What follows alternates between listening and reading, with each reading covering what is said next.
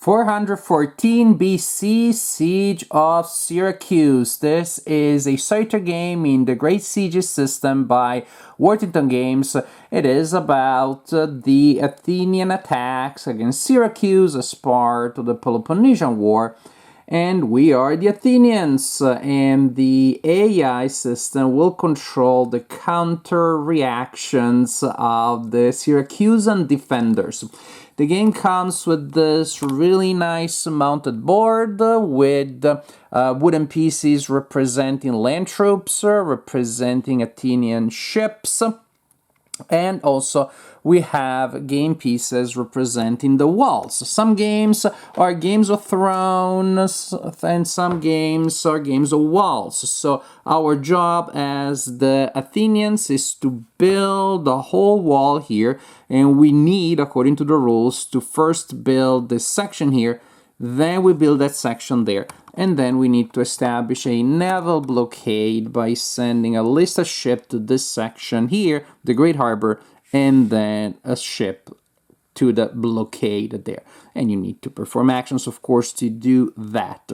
The Syracusan AI may also try to build counter walls, and if they do manage to get a counter wall where you should have your own wall, then you need to attack that, remove it, and then you can continue with your construction. So as you can see, the victory conditions are pretty scripted because as the Athenians, you must first build this section before they do so, then that section, and also you must create the blockade. Probably you want to do them in that order, because if you put the ships out too early, their game effects will destroy them, send them to the damaged ship area, so why bother until you're ready, especially because once the walls are out, they cannot be removed, so let's get that done first. Again, I love the components, little detail, the spaces on the board do not match the color of the Athenian pieces that should go there. It looks like they were planning to give us blue wooden pieces for Athens instead of gray, but that's what we got instead. So, the general idea again is this. The game is a solitaire, as I said. It also has a two-player option that I will let you discover on your own. Today I'm going to talk about the solitaire. You're going to have to create a deck of counter orders, basically the actions of the AI. How big the deck is will also determine how much time you have, and that is a way of regulating the difficulty of the game, because if you haven't completed your objective of finishing the wall and establishing a blockade, by the time this deck runs out, then that's one of the ways you lose the game. As I said, the game feels a bit scripted just because of the order in which you will complete the objectives, and also the deck is not like every card is shuffled together, so it could be anywhere and everywhere. There is a phase 1 and phase 2. That is a way of hardwiring the waves of reinforcements that the two sides got into the game, but again, that also will limit replay value to a certain extent. So you set up your deck, deciding how thick you want it to be, and then the general idea of the game is pretty simple, and it's also shared with other games in the same system, which is you have a player aid here representing the orders that you can issue. You could attack the lowlands, attack the plateau, build a lowland wall, move troops, move ships, rest and repair, or build a wall on the plateau. Again, these are the two actions that you want to perform as much as possible. Usually you want to attack melee if you have to, because they build a counter wall. So you're going to perform the heck out of these two actions. These are the moving troops if you have to. Once your wall is done, then you're going to move your ships. Again, this is an action you perform if you have to. But the general idea is you select the action that you want to do. Say, I want to build a lowland wall. And then you draw a card that tells you what the opponents are doing at the same time. For example, while I'm building the lowland wall, they are defending the city slash harbor. So you decide, you commit to an action, draw a card, resolve possible events that you see here on top, and then you look at the bottom section, it tells you what you're doing. that tells you within the action that you have selected which column you need to use to resolve the action. At the point you roll a die and you apply the result for the Athenians and or for the Syracusan defenders.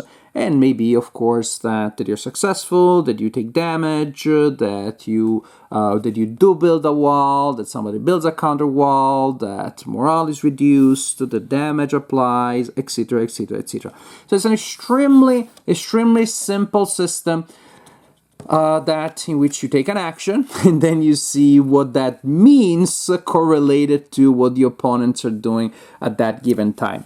In here you also have cards representing leaders. When you draw them, they will give you different abilities that you can use at different times, but some may be very or quite situational. You draw a leader at a time where you don't need it and you save for later, or maybe by the time the leader comes out, it's kind of really not relevant anymore.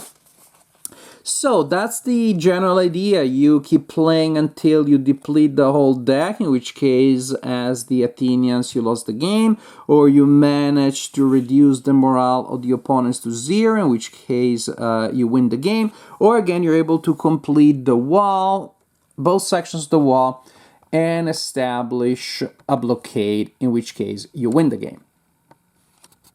While playing this game, I love the opportunity of learning more about history. I love the opportunity of seeing history come alive through game components and game mechanics.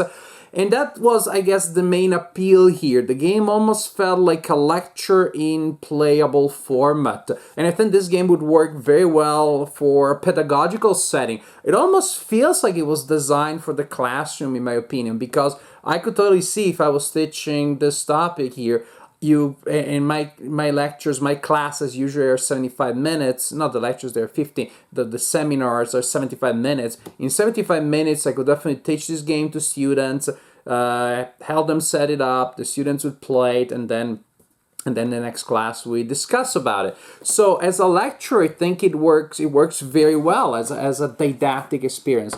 As a game, and you probably got a sense of that from the main segment, it just feels a little too scripted, and it feels like I don't have a space of decision that makes it as compelling as a game. As an interactive lecture, well, I'm already doing more stuff than if I'm just sitting there and taking notes.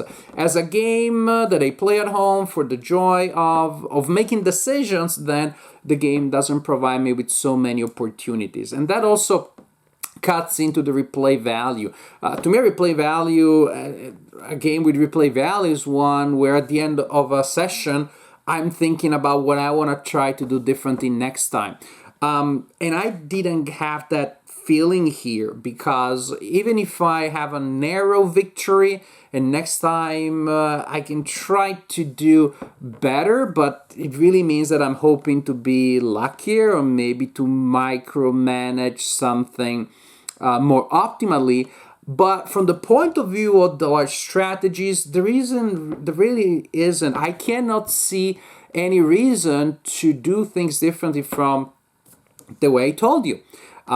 You need to build the lowland wall before you build the one in the upland. And you could choose, again, to send the ships out earlier, but I see no advantage in that because they're just more likely to get damaged. So you're going to be... Also, you can... Anything that you do other than building the lowland is probably a bad idea early on, because the Syracusans can build their counterwalls. So you really want to get that done before they build the counterwalls, so you don't have to spend actions destroying those counterwalls, and then you want to go to the uplands and do the same. So, that's kind of the idea, that when it comes to the choices you make, I see no reason not to keep selecting the same action of building in the lowlands as many times as needed, every time that you can. Once that is done, then you keep selecting the action of building the rest of the wall as many times as you can. Sure, if something cancels that action, but just see no reason not to select, build the wall there, then build the wall there, then try to move the ships. And that, of course, means that I feel like the AI. I think I am the AI, and I'm a fairly rigid one in this case. I just don't see other strategies that I want to experiment with because just the objectives and the order in which they are structured is such. So again, I don't know, I really like a lecture with a strong thesis. It really shows how important it is to build one section before the other. Otherwise, the defenders will exploit building counter walls there. It drove across the point how important it is not to start a blockade too early until you're ready to exploit it, because those ships are in danger out there. Like a good lecture, it has some strong points that it makes, but also precisely because of that, it makes for a very limited experience as a game.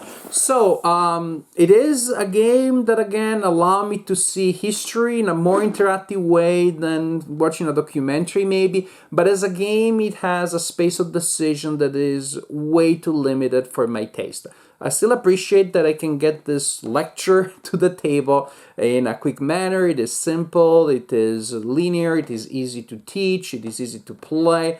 But again, as a game, even as a light game, it just doesn't have enough decisions for me to find it compelling.